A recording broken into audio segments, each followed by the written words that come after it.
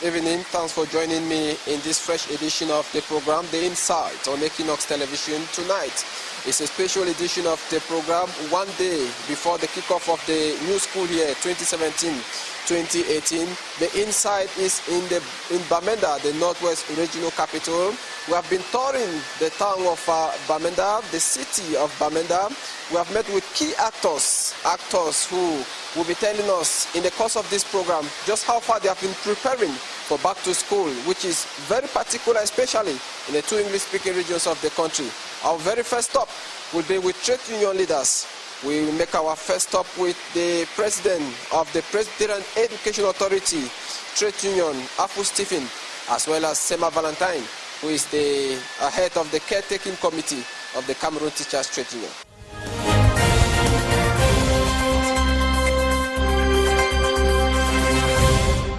Candidly speaking, when we called for the strike, we were calling the strike to handle educational issues. And when the ad hoc committee actually sat, and in that committee we examined all the issues and proposals and recommendations we made, schools were yet not going on. But we took a stand to suspend the strike because we wanted schools to effectively resume, given that the issues we were claiming were bordered on education. It's unfortunate that after the suspension of the strike, since we had called for schools to resume, they did not resume. And the reasons are obvious.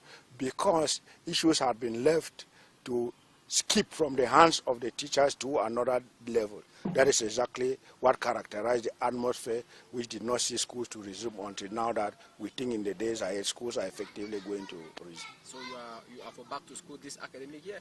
Our stand when we suspended the strike action was actually for schools to resume then. That position has not changed. Now we are instead reinforcing the idea that schools should resume because some of the issues that we were expecting government to do have already been done, and the rest are going to be done following the time frames that we agreed upon in the ad hoc committee. Now, what is the devastating effect of the no school, especially in the Presbyterian school? This is a point that actually makes my heart to bleed. Bleed, why? Because when we sit and look back, we see the consequences of this strike action bearing heavily on the children who are supposed to be in school. They have gotten themselves involved in some unorthodox practices that if schools normally were going on, these issues would not have occurred. We have recorded cases of teenage pregnancies. We have registered cases of drug addiction within the peers of the children. We have witnessed cases of high-handedness and rascality with the children. Some already are Okada riders, and it is going to be very, very difficult for us to bring them back to the frame of a normal school-going situation. So there is a lot of work that we have to do to rebuild confidence and indicate to the children that education that was stalled along the way has to take back its rightful position. Then on the part of the parents, leaving their homes, running their homes is a little bit difficult because the children now are forced to stay at home, and the cost of living in their homes is a little bit higher than if the children had been going to school. Again, on the part of the teachers, especially those of private education whom we represent, for all this time, they have not been able to have salaries. And as a leader, I feel really sorry for them because, unfortunately, our authorities indicated that because of the stoppage of the school and the principal source of finances is school fees. So what they are collected have already been used, and what was remaining could not sustain the teachers within this period. So where have the teachers been? How have they been living? The teachers have gone wild. Yeah, that the teachers? Yes, the teachers have gone wild. Wild in the sense that they no longer are within the school premises. Those who are lucky to be hosted by the schools are those who are remaining. But for the others who were renting houses, the landlords unfortunately did not want to understand, and they have been ejected from the houses that surround the schools where they were staying to get to school. So presently it would be difficult for them to even live where they are staying now to come back to school. But there are some who are committed, which I want to use this forum to also congratulate them and all in general for their endurance and their sense of commitment, because within this period of time, they have still been on and hoping that things will normalize for them to get back to school, irrespective of their hardship. So there's high probability that about maybe 50% of teachers will be new? No, not up to that number. Not up to that number. We have had records of some who have actually found greener pasture somewhere. There are some who have gone to the diaspora. Addendum, there are some who, within this period, try their hands in other areas, and they are seeing that those areas are more lucrative than the teaching job. So they have just simply shifted to that angle. But the numbers are not alarming. The numbers are not alarming. Now, there was a certain point when you called the strike action. The social media was, it went viral in the social media, and they were saying that when you called the strike, suspended the strike action, authorities of the Presbyterian Church were not happy with that. It was like there was a cold war between you and the moderator. There was really no cold war between the moderator and myself, because the moderator, candidly speaking, understood the context in which that strike action was called. That is why in his pastoral letter, he made it very, very abundantly clear that Piatu is an independent body that had the right to join other trade unions to handle issues that affect education. And if we were going in for the strike, first, we did not take any authorization from him. We were acting as a trade union in solidarity with the other trade unions. And when we were suspending the strike, we saw the need why we should suspend the strike. There was no need for us now to take permission from somebody who did not authorize us before we called the strike to suspend the strike. There are just those enemies who wanted to put us at loggerheads, who were framing up those stories to say that Afu Stephen had gone ahead suspending a strike without taking the authorization of the proprietor of schools, who is the moderator of the Presbyterian Church in Cameroon. He recognizes that Piatu, as an independent body, can act independently, because you understood that what we were going in for was something that was going to improve on the educational landscape of the country. So there were just some of those people who did not understand. I even was made to understand that my name was a topic of a sermon in one of the churches in Yaoundé, how Afu Stephen had betrayed the church. The pastor who did that did not know the context under which the church, the trade union went into that strike. So these are some of the ignorant issues that were coming up just to create tension and put people under pressure for nothing. And they are merely reiterating the point that the trade union leaders had already done by suspending the strike for schools to resume. So to say that the church are not wanting the schools to resume is not true. For your information, following a letter and a calendar of activities that was given us from the Office of the Education Secretary, schools already are on, because we wanted to catch some of the lost time that the children missed. As you call, I was just from PSS going to assess the level of the reopening there, which is timid, but we think that come the official reopening there, the places are going to be okay. PSS Mancon is on, CPC Bali is on. These are indications to show that the proprietor of schools actually wanted schools to resume. Who has the power to say Presbyterian schools should go to Presbyterian schools should be reopened? We are partners, but the overriding person who has authorized that school should be reopened is the moderator of the program. You as well can say the strike action begins. I am adding my voice on his to say that school should resume, to reiterate our earlier position. It will be difficult for me as an individual to say that we should stop the school from functioning. I am more than 70% sure. Why? Because before now, we have a lot of calls from well-wishers pressurizing us that we should do everything to see that schools resume. And what was the pressure about? They were saying that many of the issues already are being handled. Don't we still have a voice to order that school should resume? We said no.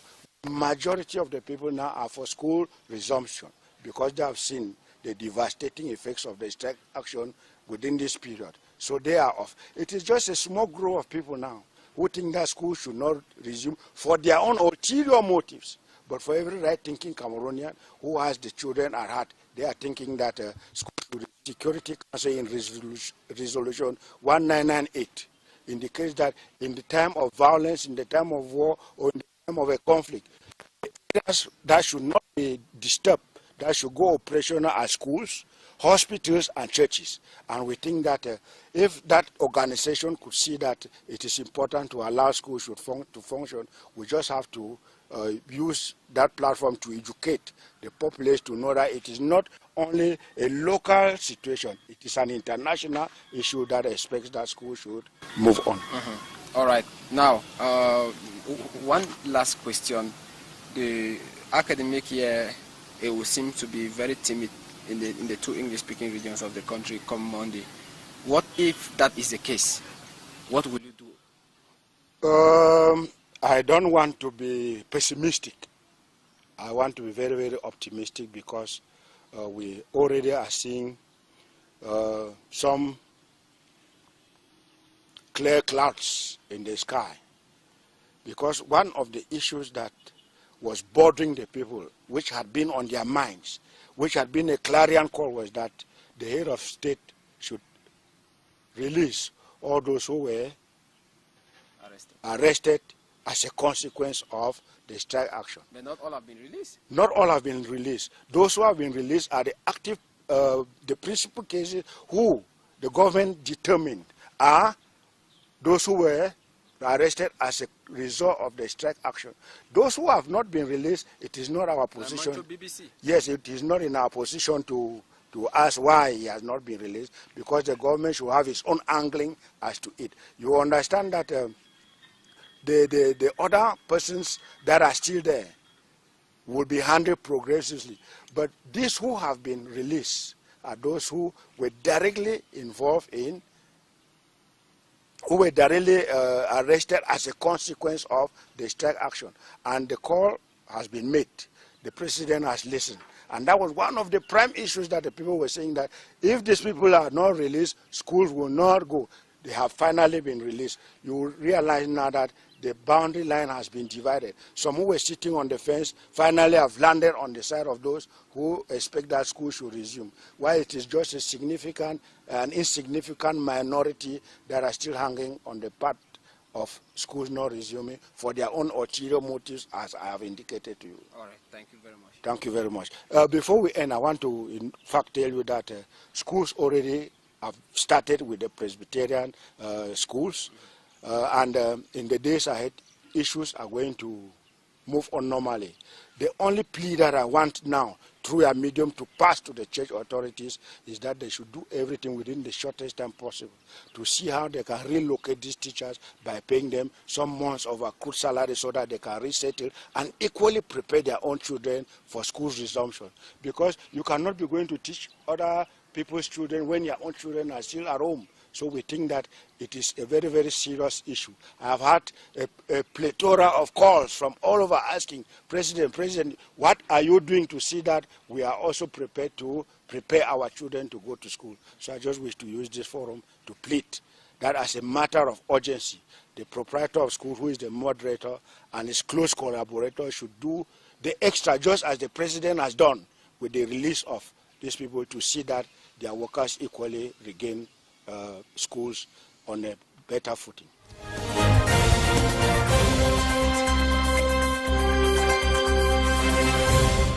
I want to make it clear that for now I am manning the affairs of the Cameroon Teachers Trade Union, CATU, because its Secretary General, its elected Secretary General, is not able to assume his functions. And so the caretaker committee put in place to man the activities before our elective convention come January 2018 is slated. So for now, I am the person in charge of CATU. Now, our stand for the resumption of school was made known way back on the 4th of February 2017 when we suspended the strike. We called for the resumption of classes on the 6th of February. Unfortunately, the call was not heeded. That stand still remains. We are for the resumption of school come September 2017. Why do you think that the call was not, that the public did not heed to the call? Well, the public might have had other reasons which are not unknown to us. it was now a community issue, and the community wanted certain conditions to be met by the government. I would not want to enter into those details. I would want to remain strictly on the educational platform, because that is where we started our strike, and we have been following that particular course of action ever since. Now that about, we can say, 3/4 of pupils and students did not go to school, you as a person managing the Cameroon Teachers Trade Union today, are you satisfied with the results that have been given at the end of the school year? The results are a shame to us teachers who are out to educate, to impart knowledge and make our children grow to become responsible citizens and feed themselves wherever they find themselves. We are very, very embarrassed with the results, but those results are a true reflection of the level of preparation of the candidates. It simply reflects their output. For we are all aware of the fact that many of them did not go to school, and even those who went to school studied under a very, very intimidating environment. The environment was not enabling enough for them to prepare adequately for the exams. But those who in one way or another prepared had the results that they have.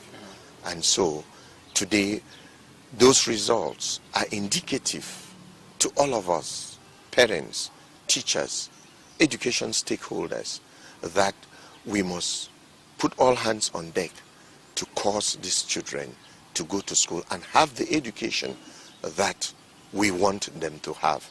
We have gone through the system, and if some of us are where we are today, it is simply because of the education we received.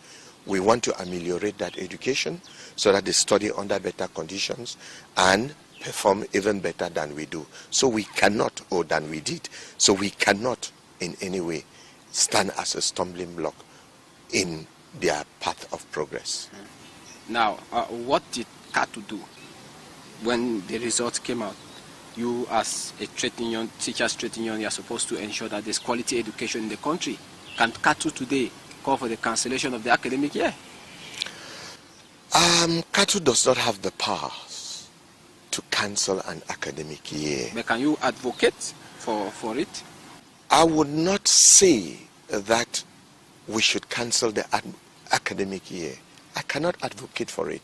Remember, please, all over the national territory, but for the Northwest and Southwest regions, classes were going on normally, unperturbed, and the GCE is meant to evaluate all that has been done within the academic year, not only in the Northwest and Southwest regions, but in the 8 other regions of the country. So without the Northwest and Southwest scoring or performing well in the exams, does not in any way indicate that the results should be cancelled. That would be gross injustice to those who studied and went in for the GCE exams.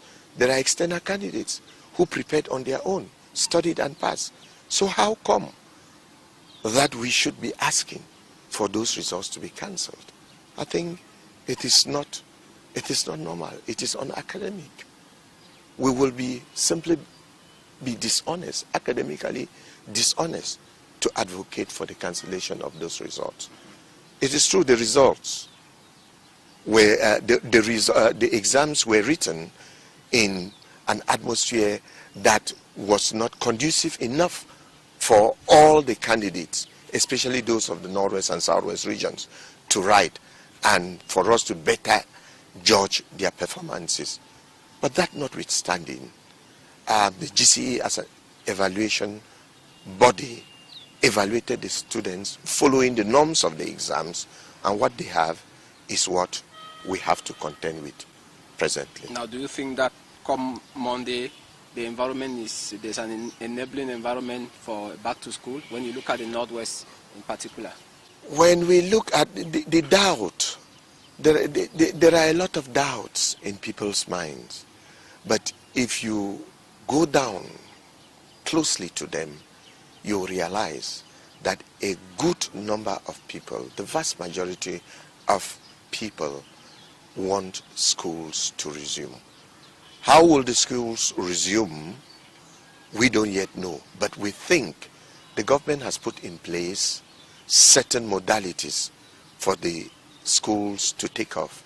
I think the president has heeded to the call of the people, the trade union leaders, the international organizations, civil society organizations. Everybody has been clamoring for the release of parents, teachers, students who were detained.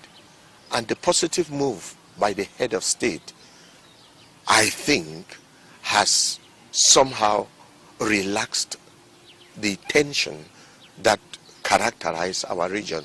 And we sure hope, following the meetings that we have held with all the other education stakeholders, especially with the Catholics, the Presbyterians, and the Baptists, and some lay private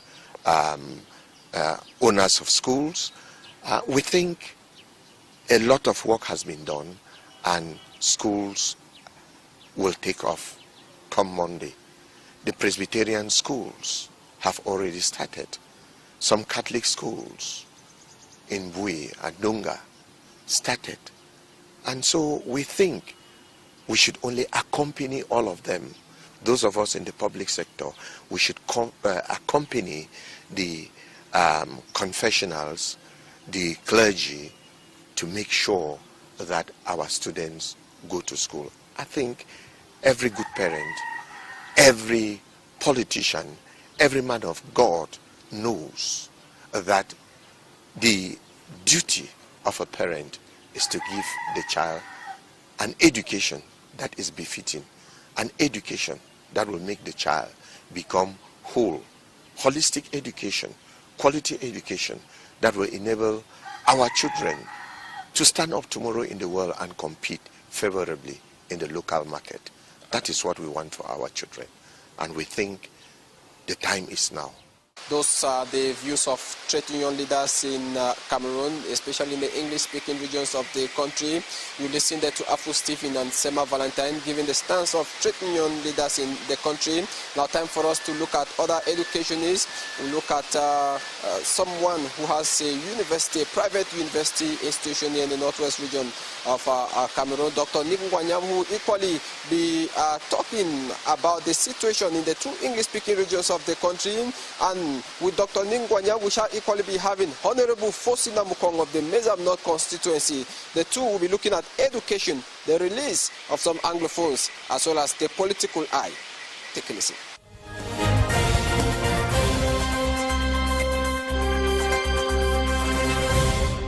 You know, we lost an academic year last year, and we're looking forward to classes beginning this year so that we can catch up on the time we lost.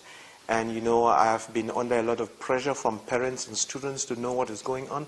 You know, there's been a lot of trouble, and I'm the immediate person that they can get to. And so they throw they vomit on me, they pour their anger on me, and so on. So I have to be very reasonable as to what I say. Otherwise, I would end up in a lot of trouble. Yeah. So what are you telling them today?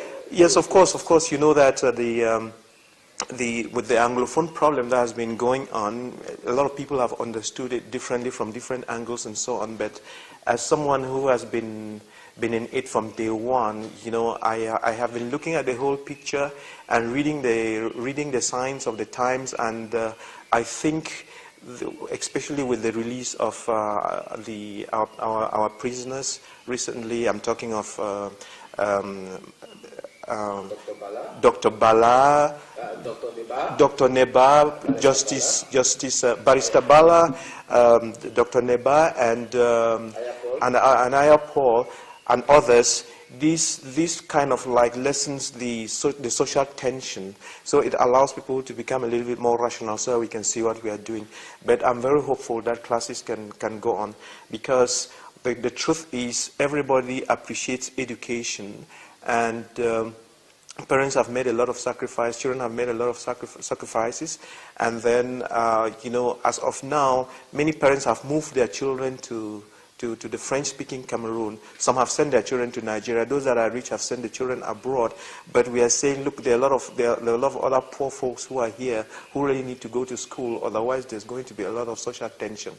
What we are trying to avoid now would carry its effects 20, 30 years down the road, and that would be very difficult to correct. Even as I speak to you, there are many girls who have been coming to me asking for abortions. I'm a medical doctor. Of course, not that I commit abortions, but, they just show up with all these difficulties, and we are going to be having all these kind of problems in our homes, and so the social fabric of the social society is breaking down. And the price is very huge. We are having all those social problems. The economy is down. Our children are not well to do any longer. So we need to look at that very carefully, leaving passions aside, and see what we can do so that we don't penalize all these children. Again, as I said, those that are well to do are taking care of their children. But this is the interesting thing.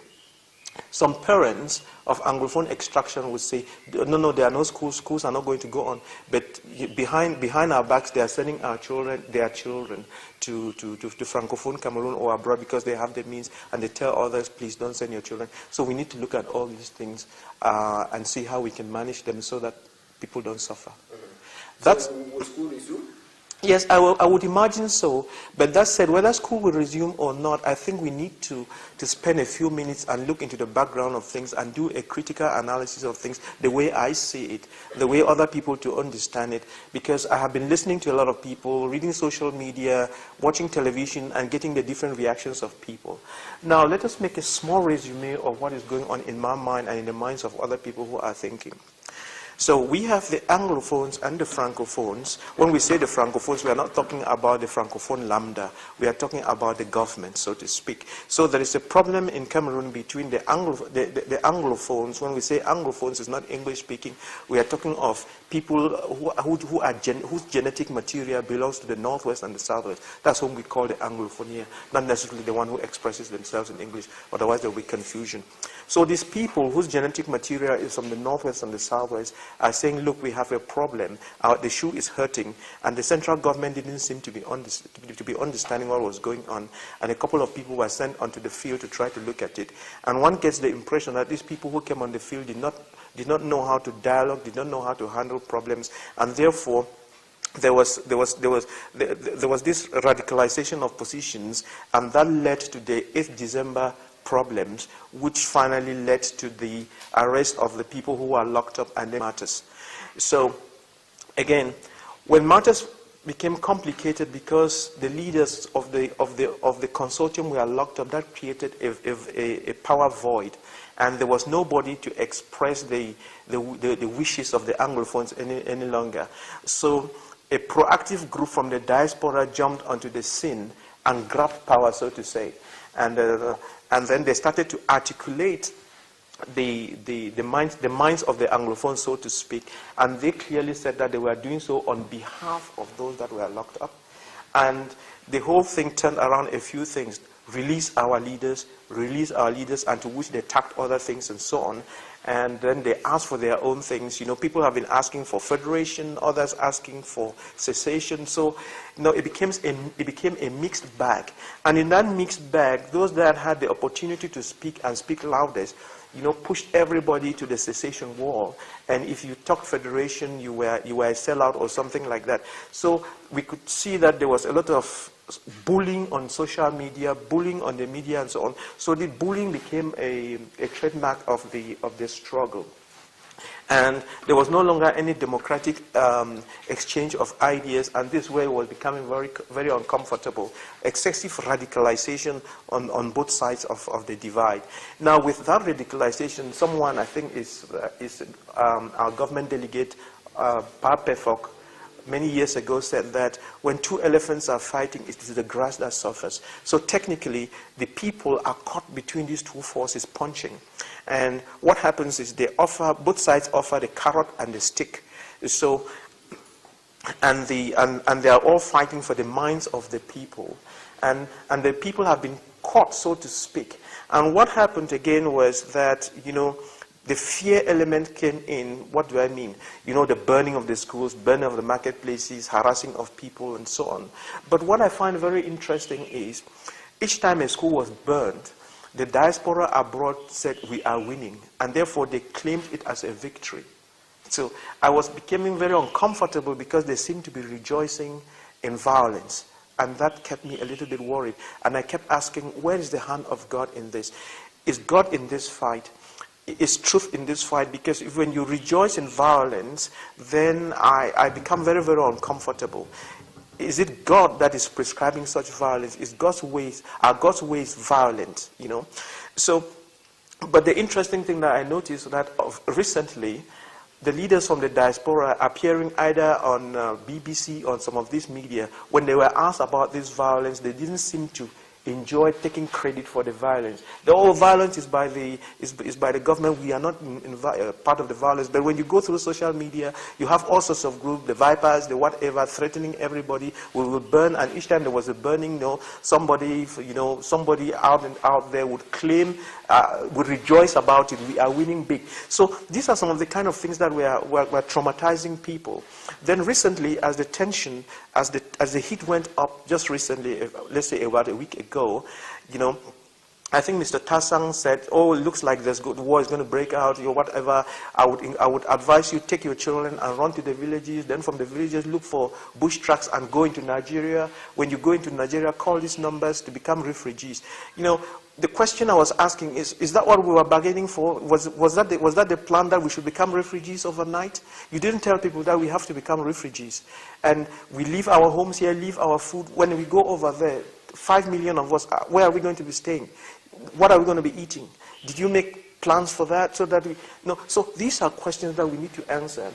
And what I noticed again out of this whole thing was the fact that, you know, when the decree came out releasing these people from prison, there were a lot of mixed reactions.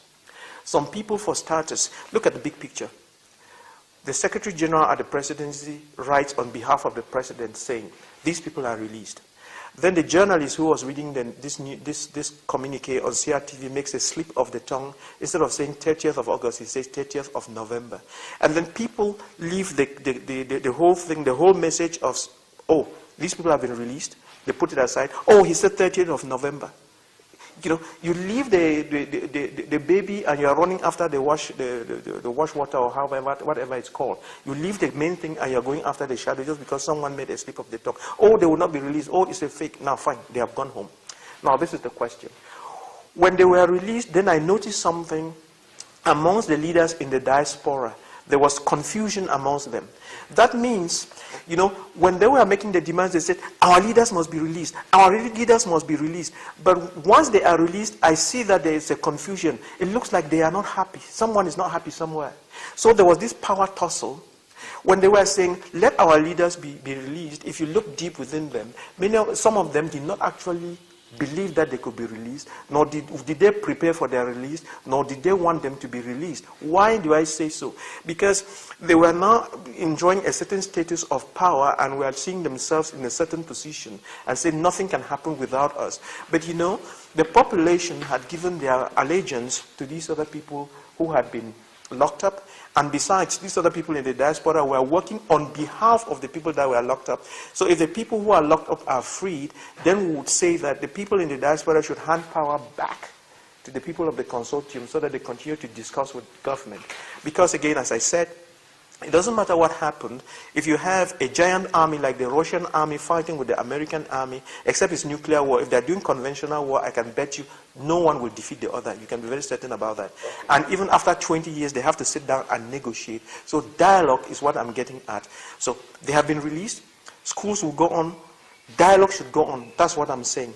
We must go back to the dialogue table. And how should the dialogue look like? Number one, the dialogue should be between the people who have been released and the people in the diaspora can talk through them. Everyone else can talk through these people who have been released because they are the tested leaders. They are living the situation here and the decisions they make are based on what they are living and going through. If you're sitting out there, you can just be talking and writing on the computer, but you're not living it day to day. That's a different thing. And these other leaders have been tested and are trusted. And then, of course, from the government side, we should have a different set of leaders discussing with these other leaders, because the elites or whoever that had been sent before, there was a crisis of confidence, and the population doesn't trust the people who had been sent before. You see how they were rejected from abroad. So we are saying that we have to reconstitute everything and start it all over again. So the dialogue, how should the dialogue look like? What are they dialoguing on? Now, because we know that the dialogue that lasted for about 12 hours on the 13th of January 2017, the Chief of Cabinet and the Prime Minister's office said dialogue was closed. Dialogue was closed at his level. Dialogue was closed as far as he was given an assignment with defined terms. And that assignment was to deal with the school issues and the judicial issues. And I think they did, yes. So actually, it was even more weighted on the school issues. And then the judicial issues, they have been thrashed, so to speak. And now, I think we should now move forward to make sure that all those things that were agreed on are implemented to the letter. That's one thing, they should be implemented to the letter. But as far as Professor Gogomo, was concerned, the terms of reference to which that he was abiding to, that package has been done. But that package does not, it represents probably 1/3 or half of Anglophone problems. Anglophones are saying we have another bag of problems that need to be dealt with now and forever. And therefore, as long as these problems are still there, you know, there will still be some discontent, and I think there is need to continue with dialogue to solve those problems. These problems are political in nature, and therefore, the technical problems that have to do with the schools and the judiciary, fine. We agreed on maybe 24 things. Let's make sure those 24 things are implemented and get on and get on with them, and make sure that life is going on. Let's make sure the courts are working as they're supposed to be working, and then let's look at the basket again and see what else is left in there, so that we deal with them and have peace return to our nation. That is the bottom line, you know.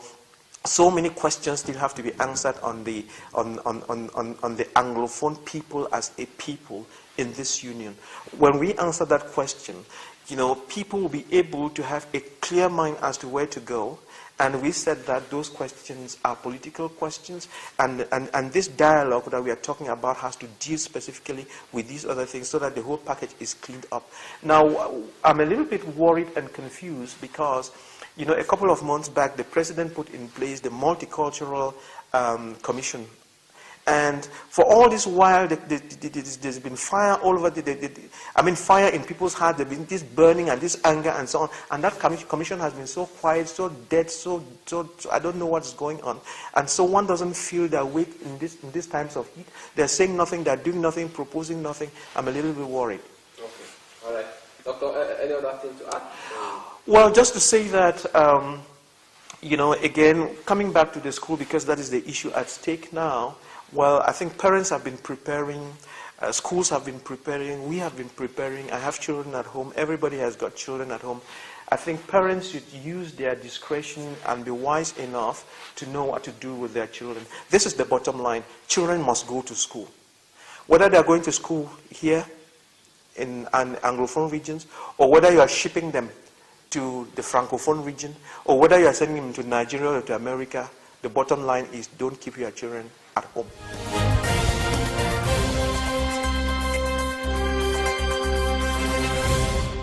Well, to me, it was welcomed. We thought that it was long overdue, because our party, from time memorial, from the beginning of the crisis, have called on government to release these unfortunate brothers that were carried down to Yaoundé. And since then, it has been our wish that they should be set free, because they were expressing their mind and they had no reason to be kept on within custody, due to the fact that we believe in freedom of speech and people have a right to express their mind wherever they are finding difficulties. So we thought that it was a welcome idea. Although it came so late, it was welcomed. And to me, I was happy that these, our brothers, were to be released and they have to come back to join their families. So I welcomed the idea and I was happy. In fact, when I got the information, I was happy, I was moved. And I want to also let you know that this particular period have not been an easy period for the Northwest and Southwest regions, because the inalienable rights of the people have been tampered with. Most of the Anglophones are on exile. Some have run for safety. While we were happy, I thought the government could have been apologetic on the maltreatment, the brutalization, and the illegal arrest carried out with those who have committed crimes and those who were innocent. Because not everybody that was arrested was caught in the sin. So the government was supposed to be apologetic. I also expected the government to say something about those who are in exile, because we got information that people arrived at the airport and they are arrested. People arrive at the airport and they are deported. So we thought that it could have been explicit so that those who are outside can feel comfortable to come back home. I also thought that it could have come with a program for the dialogue, because releasing the people and all of us not going out for dialogue, we are still in a stalemate and the future is still very bleak. For me, it has come to awaken our thoughts that the president is having a listening ear. And we believe that if he has started to have a listening ear, he should go an extra mile by calling for the dialogue. Because it was very difficult to dialogue with those who are in detention. Now that they are out, they can talk freely and they should be able to dialogue, and we'll set a platform for the future. Well, maybe, since I'm not in his mind, I cannot say whether it was for the back to school or was time for him to release the people. But I want to say that it was long overdue. The people were kept in conditions that were not favorable, and most of us who are human saw the situation to be an abuse to humanity. In fact, when you want to think about how the people were treated, how they were tortured, how they were arrested at midnight, it exposed our nation to be a nation that people may believe that we are not in a state of law. But finally, I still say finally, I'm happy that the text came out that they can be released. What do you say? To me, sending back our children to school is a right of the child. And nobody, no right-thinking person would dispute it. We believe that if the government puts an enabling environment, all the children should go back to school, because the future of this nation lies in the hands of those who are literate. What characterizes an enabling environment? There are so many things that characterize an enabling environment. If children are going back to school in an atmosphere that is not very conducive in the sense that they have enough teachers, they have those who will be able to teach all the subjects, they have enough classrooms, when I say conducive, it means all the amenities that involves education. If they are there, that will be the plea what the teachers were calling for. And that would be what the lawyers were standing for. You know, as I said, this thing have delayed. They have forced so many other things to come in. That is why you have so many other groups created. You have so many people canvassing, thinking otherwise on other aspects, which are not necessarily what was supposed to take place if the state acted in time to salvage the situation. Well, I have followed that about more than 1,000 gendarmes are deployed. It means the demilitarization that we are calling upon is not yet happening. I don't know why they are coming, because we believe in peace and we believe in dialogue. We should not use force. We should not use the gendarmes or the police or the people in uniform to influence it. We should come out plain, meet the people, and let's dialogue. I don't believe that the coming of forces will change the mind of the Northwesterner, will change the minds of the Southwesterner.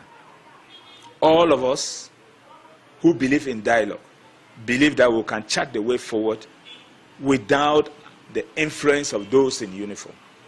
Well, I just say, I've asked and I've explained to them that they have to be careful. Don't just alter words that you are not supposed to be altered so that you can be arrested at any time. Don't see others talking and you just join the quorum to express yourself with things that may land you elsewhere. We just believe that the state should come back and we open up for meaningful, constructive dialogue that will keep us happy being in this state. You've watched the program. We want to thank you immensely for staying glued to Equinox Television. It was a special program, The Insight on Equinox.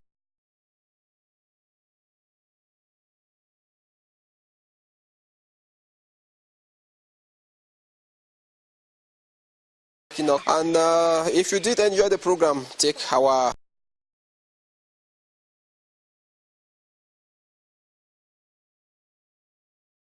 and signing out here at the Fondom of Balinyonga is for Hansin Chanji and Innocent Abega.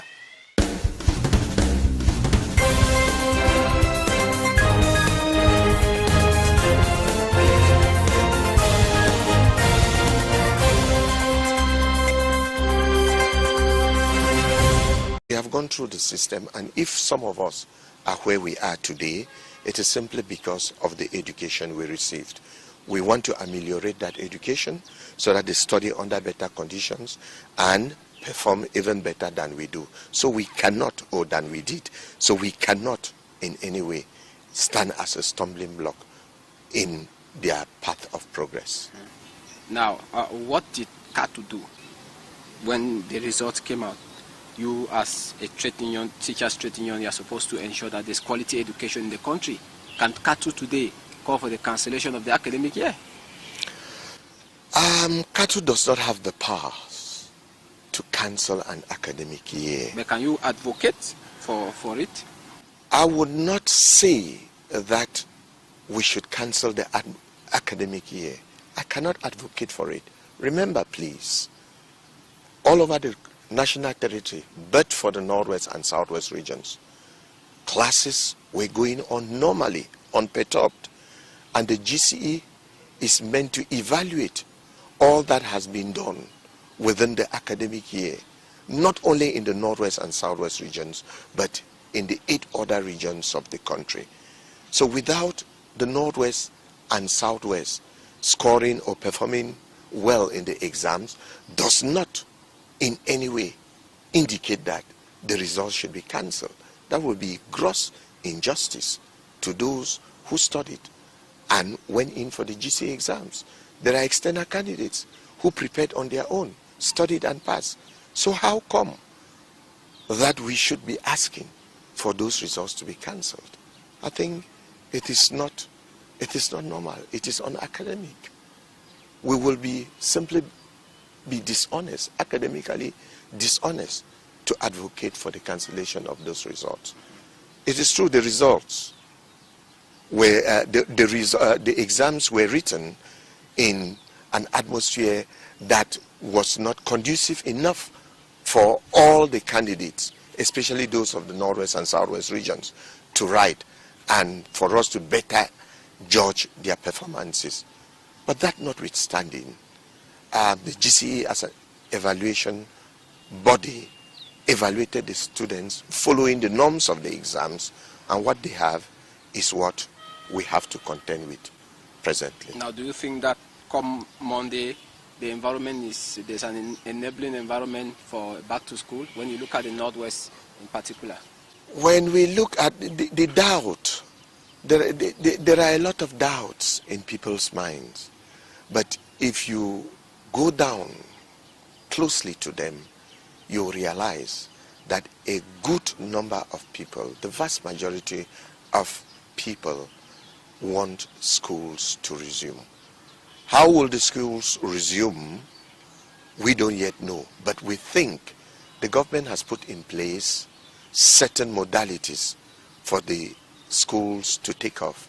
I think the president has heeded to the call of the people, the trade union leaders, the international organizations, civil society organizations. Everybody has been clamoring for the release of parents, teachers, students who were detained. And the positive move by the head of state, I think, has somehow relaxed the tension that characterized our region. And we sure hope, following the meetings that we have held with all the other education stakeholders, especially with the Catholics, the Presbyterians and the Baptists, and some lay private owners of schools, we think a lot of work has been done and schools will take off come Monday. The Presbyterian schools have already started. Some Catholic schools in Bui and Dunga started. And so we think we should only accompany all of them. Those of us in the public sector, we should accompany the confessionals, the clergy, to make sure that our students go to school. I think every good parent, every politician, every man of God knows that the duty of a parent is to give the child an education that is befitting, an education that will make the child become whole, holistic education, quality education that will enable our children to stand up tomorrow in the world and compete favorably in the local market. That is what we want for our children. And we think the time is now. Those are the views of trade union leaders in Cameroon, especially in the English-speaking regions of the country. You listen there to Afu Stephen and Sema Valentine giving the stance of trade union leaders in the country. Now time for us to look at other educationists. We look at someone who has a university, a private... There are some who, within this period, try their hands in other areas, and they are seeing that those areas are more lucrative than the teaching job, so they have just simply shifted to that angle. But the numbers are not alarming. The numbers are not alarming. Now, there was a certain point when you called a strike action. The social media was, it went viral in the social media, and they were saying that when you called the strike, suspended the strike action, authorities of the Presbyterian Church were not happy with that. It was like there was a cold war between you and the moderator. There was really no cold war between the moderator and myself, because the moderator, candidly speaking, understood the context in which that strike action was called. That is why in his pastoral letter, he made it very, very abundantly clear that Piatu is an independent body that had the right to join other trade unions to handle issues that affect education. And if we were going in for the strike, first, we did not take any authorization from him. We were acting as a trade union in solidarity with the other trade unions. And when we were suspending the strike, we saw the need why we should suspend the strike. There was no need for us now to take permission from somebody who did not authorize us before we called the strike, to suspend the strike. There are just those enemies who wanted to put us at loggerheads, who were framing up those stories to say that Afu Stephen had gone ahead suspending a strike without taking the authorization of the proprietor of schools, who is the moderator of the Presbyterian Church in Cameroon. He recognizes that Piatu, as an independent body, can act independently, because you understood that what we were going in for was something that was going to improve on the educational landscape of the country. So there were just some of those people who did not understand. I even was made to understand that my name was a topic of a sermon in one of the churches in Yaoundé, how Afu Stephen had betrayed the church. The pastor who did that did not know the context under which the church, the trade union went into that strike. So these are some of the ignorant issues that were coming up just to create tension and put people under pressure for nothing. And they are merely reiterating the point that the trade union leaders had already done by suspending the strike for schools to resume. So to say that the church are not wanting the schools to resume is not true. For your information, following a letter and a calendar of activities that was given us from the Office of the Education Secretary, schools already are on, because we wanted to catch some of the lunch time that the children missed. As you call, I was just from PSS going to assess the level of the reopening there, which is timid, but we think that come the official reopening there, the places are going to be okay. PSS Mankon is on, CPC Bali is on. These are indications to show that the proprietor of schools actually wanted schools to resume. Who has the power to say Presbyterian schools should be reopened? We are partners, but the overriding person who has authorized that school should be reopened is the moderator of the program. You as well can say the strike action begins. I am adding my voice on his to say that school should resume, to reiterate our earlier position. It will be difficult for me as an individual to say that we should stop the school from functioning. I am more than 70% sure. Why? Because before now, we have a lot of calls from well-wishers pressurizing us that we should do everything to see that schools resume. And what was the pressure about? They were saying that many of the issues already are being handled. Don't we still have a voice to order that school should resume? We said no.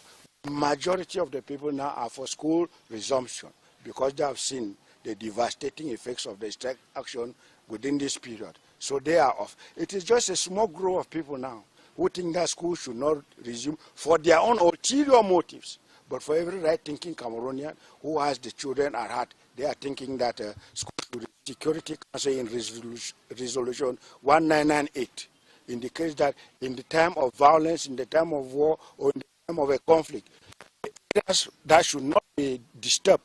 That should go operational as schools, hospitals, and churches. And we think that if that organization could see that it is important to allow schools to function, we just have to use that platform to educate the population to know that it is not only a local situation, it is an international issue that expects that schools should move on. All right. Now, one last question. The academic year, it will seem to be very timid in the two English-speaking regions of the country come Monday. What if that is the case? What will you do? I don't want to be pessimistic. I want to be very, very optimistic, because we already are seeing some clear clouds in the sky. Because one of the issues that was bothering the people, which had been on their minds, which had been a clarion call, was that the head of state should release all those who were arrested as a consequence of the strike action. But not all have been released. Not all have been released. Those who have been released are the active university institution here in the northwest region of Cameroon, Dr. Nibu Wanyam, who equally be talking about the situation in the two English-speaking regions of the country. And with Dr. Nibu Wanyam, we shall equally be having Honorable Fosina Mukong of the Mezam North constituency. The two will be looking at education, the release of some Anglophones, as well as the political eye. Take a listen.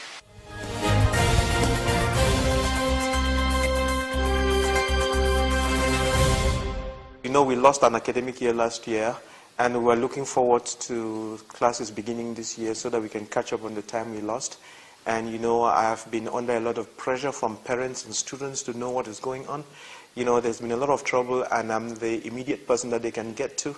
And so they vomit on me, they pour their anger on me, and so on. So I have to be very reasonable as to what I say. Otherwise, I would end up in a lot of trouble. Yeah. So what are you telling them today? Yes, of course. You know that with the Anglophone problem that has been going on, a lot of people have understood it differently from different angles and so on. But as someone who has been in it from day one, you know, I have been looking at the whole picture and reading the signs of the times, and I think, especially with the release of our prisoners recently, I'm talking of Dr. Bala, Dr. Neba, Justice Barrister Bala, Dr. Neba, and Ayapol, and others. This kind of like lessens the social tension, so it allows people to become a little bit more rational, so we can see what we are doing. But I'm very hopeful that classes can go on, because the truth is everybody appreciates education, and parents have made a lot of sacrifice, children have made a lot of sacrifices, and then, you know, as of now, many parents have moved their children to the French-speaking Cameroon. Some have sent their children to Nigeria. Those that are rich have sent the children abroad. But we are saying, look, there are a lot of other poor folks who are here who really need to go to school. Otherwise, there's going to be a lot of social tension. What we are trying to avoid now would carry its effects, you know, 20, 30 years down the road, and that will be very difficult to correct. Even as I speak to you, there are many girls who have been coming to me asking for abortions. You know, I'm a medical doctor. Of course, not that I commit abortions, but, you know, they just show up with all these difficulties, and we are going to be having all these kind of problems in our homes, and so the social fabric of the society is breaking down, and the price is very huge. We are having all those social problems. The economy is down. Our children are not well to do any longer. So we need to look at that very carefully, leaving passions aside, and see what we can do so that we don't penalize all these children. Again, as I said, those that are well to do are taking care of their children. But this is the interesting thing. Some parents of Anglophone extraction would say, no, there are no schools. Schools are not going to go on. But behind our backs, they are sending their children to Francophone Cameroon or abroad because they have the means, and they tell others, please don't send your children. So we need to look at all these things and see how we can manage them so that people don't suffer. So will school resume? Yes, I would imagine so. But that said, whether school will resume or not, I think we need to spend a few minutes and look into the background of things and do a critical analysis of things, the way I see it, the way other people to understand it. Because I have been listening to a lot of people, reading social media, watching television, and getting the different reactions of people. Now, let us make a small resume of what is going on in my mind and in the minds of other people who are thinking. So we have the Anglophones and the Francophones. When we say the Francophones, we are not talking about the Francophone lambda. We are talking about the government, so to speak. So there is a problem in Cameroon between the Anglophones. When we say Anglophones, it's not English-speaking. We are talking of people whose genetic material belongs to the Northwest and the Southwest. That's whom we call the Anglophone here, not necessarily the one who expresses themselves in English. Otherwise, there will be confusion. So these people whose genetic material is from the Northwest and the Southwest are saying, look, we have a problem. The shoe is hurting, and the central government didn't seem to be understanding what was going on. And a couple of people were sent onto the field to try to look at it. And one gets the impression that these people who came on the field did not know how to dialogue, did not know how to handle problems, and therefore there was this radicalization of positions, and that led to the 8th December problems, which finally led to the arrest of the people who are locked up and the martyrs. So, again, when matters became complicated because the leaders of the consortium were locked up, that created a power void, and there was nobody to express the wishes of the Anglophones any longer. So, a proactive group from the diaspora jumped onto the scene and grabbed power, so to say. And then they started to articulate the minds of the Anglophones, so to speak, and they clearly said that they were doing so on behalf of those that were locked up. And the whole thing turned around a few things: release our leaders, and to which they tacked other things and so on. The principal cases who the government determined are those who were arrested as a result of the strike action. Those who have not been released, it is not our position. Yes, it is not in our position to ask why he has not been released, because the government should have its own angling as to it. You understand that the other persons that are still there will be handled progressively. But these who have been released are those who were directly involved in, who were directly arrested as a consequence of the strike action. And the call has been made. The president has listened. And that was one of the prime issues that the people were saying, that if these people are not released, schools will not go. They have finally been released. You will realize now that the boundary line has been divided. Some who were sitting on the fence finally have landed on the side of those who expect that school should resume, while it is just an insignificant minority that are still hanging on the part of schools not resuming for their own ulterior motives, as I have indicated to you. All right, thank you very much. Thank you very much. Before we end, I want to, in fact, tell you that schools already have started with the Presbyterian schools. And in the days ahead, issues are going to move on normally. The only plea that I want now, through a medium, to pass to the church authorities is that they should do everything within the shortest time possible to see how they can relocate these teachers by paying them some months of accrued salary so that they can resettle and equally prepare their own children for school's resumption. Because you cannot be going to teach other people's children when your own children are still at home. So we think that it is a very, very serious issue. I have had a plethora of calls from all over asking, President, what are you doing to see that we are also prepared to prepare our children to go to school? So I just wish to use this forum to plead that as a matter of urgency, the proprietor of school, who is the moderator, and his close collaborator should do the extra, just as the President has done with the release of these people, to see that their workers equally regain schools on a better footing.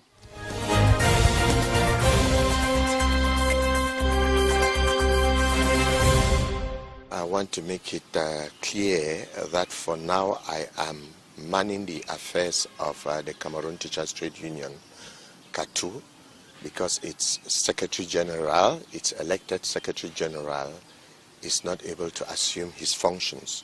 And so the caretaker committee put in place to man the activities before our elective convention come January 2018 is slated. So for now, I am the person in charge of CATU. Now, our stand for the resumption of school was made known way back on the 4th of February 2017 when we suspended the strike. We called for the resumption of classes on the 6th of February. Unfortunately, the call was not heeded. That stand still remains. We are for the resumption of school come September 2017. Why do you think that the call was not, that the public did not heed to the call? Well, the public might have had other reasons which are not unknown to us. It was now a community issue, and the community wanted certain conditions to be met by the government. I would not want to enter into those details. I would want to remain strictly on the educational platform, because that is where we started our strike, and we have been following that particular course of action ever since. Now that about, we can say, 3/4 of pupils and students did not go to school, you as a person managing the Cameroon Teachers Trade Union today, are you satisfied with the results that have been given at the end of the school year? The results are a shame to us teachers who are out to educate, to impart knowledge and make our children grow to become responsible citizens and feed themselves wherever they find themselves. We are very, very embarrassed with the results. But those results are a true reflection of the level of preparation of the candidates. It simply reflects their output. For we are all aware of the fact that many of them did not go to school, and even those who went to school studied under a very, very intimidating environment. The environment was not enabling enough for them to prepare adequately for the exams. But those who, in one way or another, prepared had the results that they have. And so, today, those results are indicative to all of us, parents, teachers, education stakeholders, that we must put all hands on deck to cause these children to go to school and have the education that we want them to have.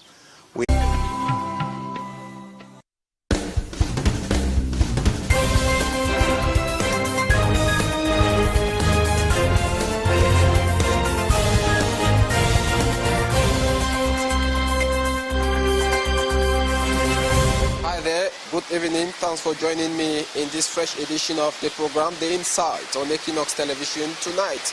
It's a special edition of the program, one day before the kickoff of the new school year, 2017-2018. The Insight is in Bamenda, the Northwest Regional Capital. We have been touring the town of Bamenda, the city of Bamenda.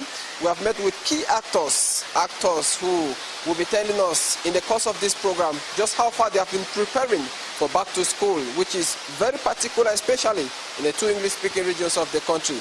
Our very first stop will be with trade union leaders. We will make our first stop with the president of the Presbyterian Education Authority Trade Union, Afu Stephen, as well as Sema Valentine, who is the head of the caretaking committee of the Cameroon Teachers Trade Union.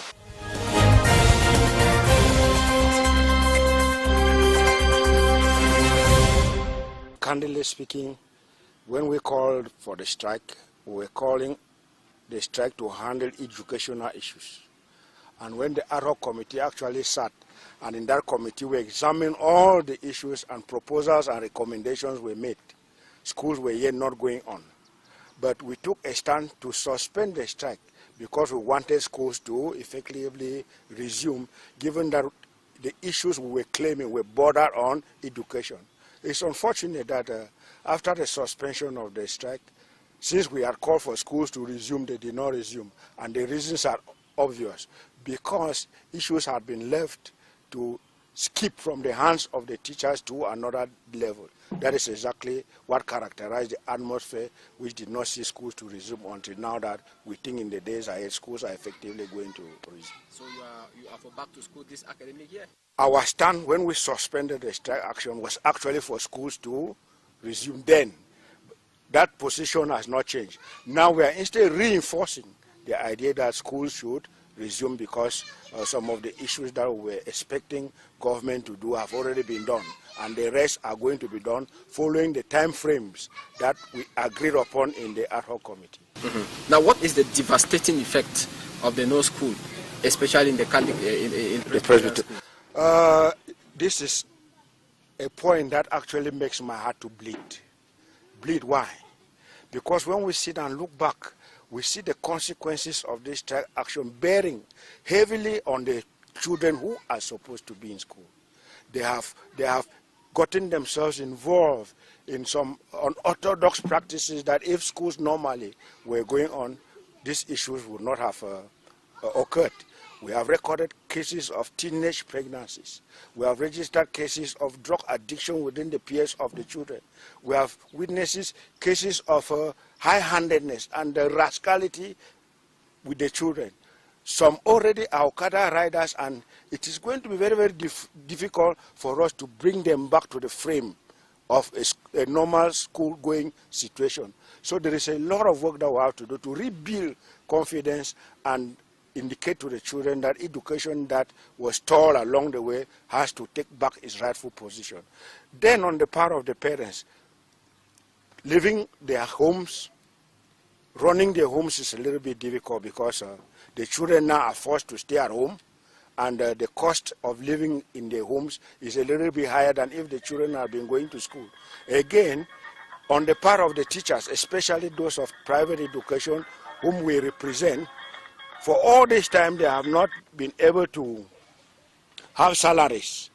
And as a leader, I feel really sorry for them, because unfortunately our authorities indicated that because of the stoppage of the school, and the principal source of finances is school fees. So what they are collected already been used, and what was remaining could not sustain the teachers within this period. So where have the teachers been? How have they been living? The teachers have gone wild.